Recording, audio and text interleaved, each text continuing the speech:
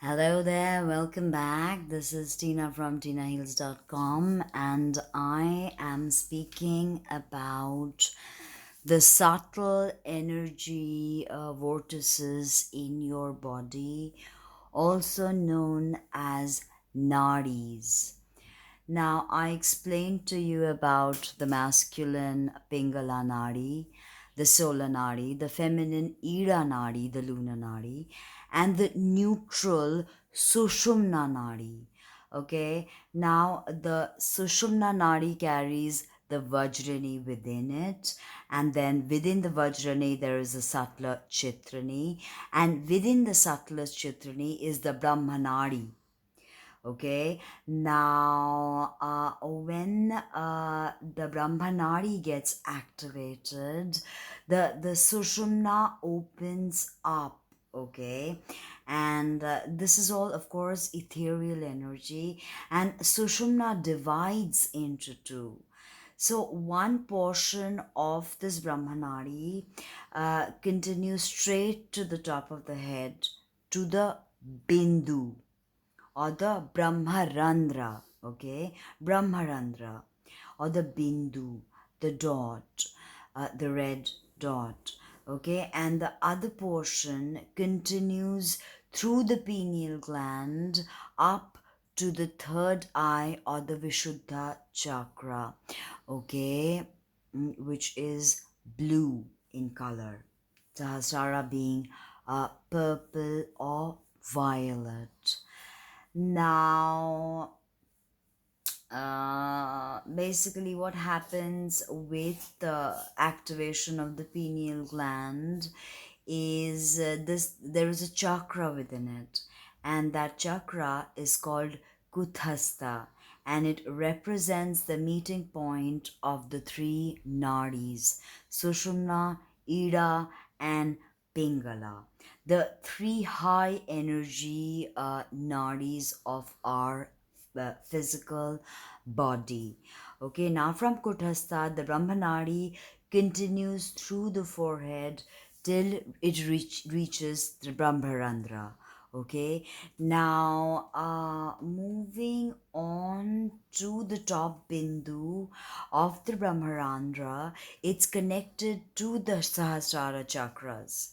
Okay, and there is one Sahasrara Chakra above our scalp, and one on top of our scalp, like one is right above on the hovering on the subtler field, and one which you can touch when you touch the top of your skull. Okay, now what happens with the ego, or the physical self identification?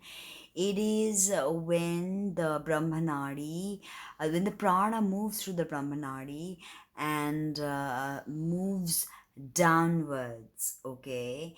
And when you can reverse the flow of the prana and the apana, bring them to Sushumna and awaken the Kundalini, that is when moksha is reached.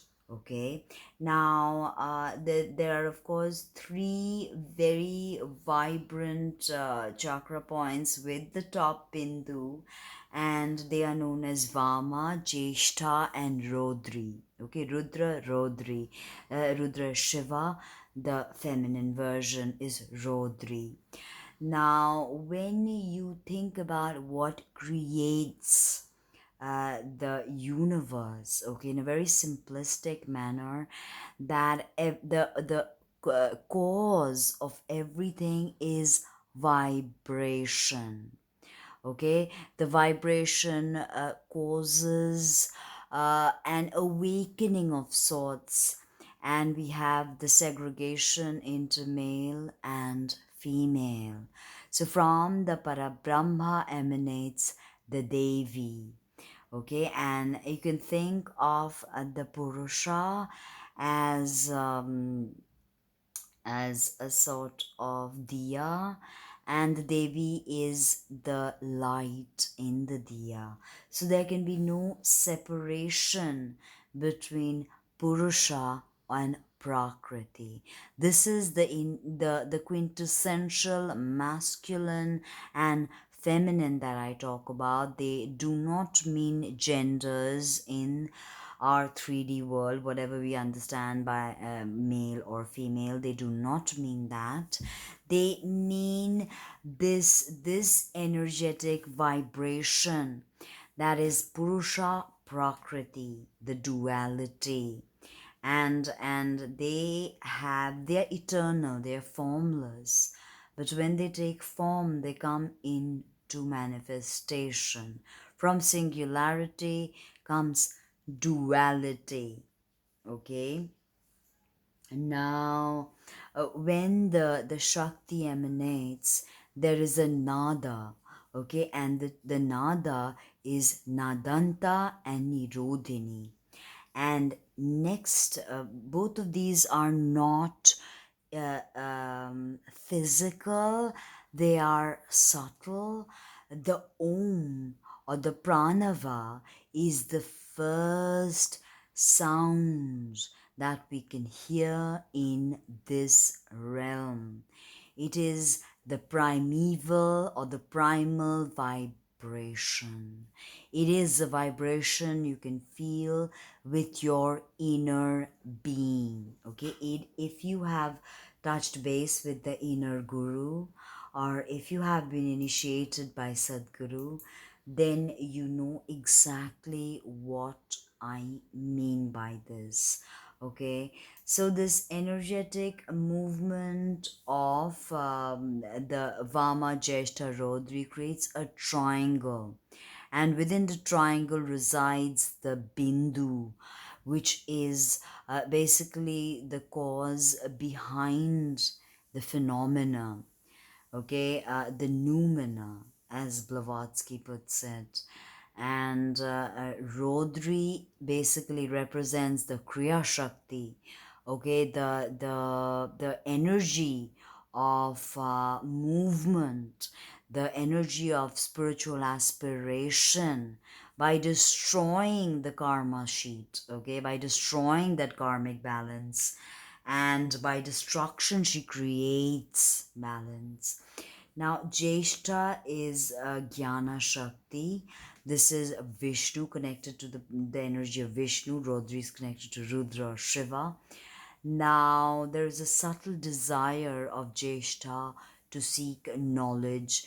Chinnamasta also has two attendants whom she feeds her own blood from her decapitated head, and one of them is Jeshta, or the elder. Okay, now what happens with Jeshta is there is a necessity to seek a knowledge. Okay, this is the Jnana Marga. Now Vama represents Ichha Shakti or Brahma Shakti. Okay, you can basically through Ichha Shakti create anything. If you want worldly pleasures, yes, worldly desires, yes, but you can achieve moksha through Ichha Shakti. Okay, there's a dichotomy here. Whatever's brought you into incarnation will release you. Whatever is holding you back has the power to gain, to give you supreme consciousness. Okay, so sorry. So this is the three bindus that create the deity, and from here we have the 16 kala or 16 atoms, the seeds of matter, which the Devi or the feminine energy creates. They are the first 15 vowels of Sanskrit, and the 16th is Kala. Okay, it is the source of all the consonants. No, now when the Matrika, she produces these sounds, the original energy of creation moves downwards in a downward spiral, and it moves towards the Shata chakras and goes down the Ajna, the Vishuddha, the Anahata, the Manipura, the Swadhisthana and Mooladhara, and creates the rooting of the physical body. Okay, the Muladhara is like a root to this 3D physical world. Okay, now when we destroy karma by sadhana or spiritual work, we release the locks of self identification and open up the Kundalini, and the whole Kundalini movement of prana and apana reverses. And this is also the mystery of the japa, ajapa japa, or the chant of soham. Hamsa becomes soham. Okay, I speak about this in detail in my ajapa jap video, so check that out. Now the this ego or self-awareness is brought down from the beingness or the parabrahma to the jivatman or the limited consciousness of the human soul and body.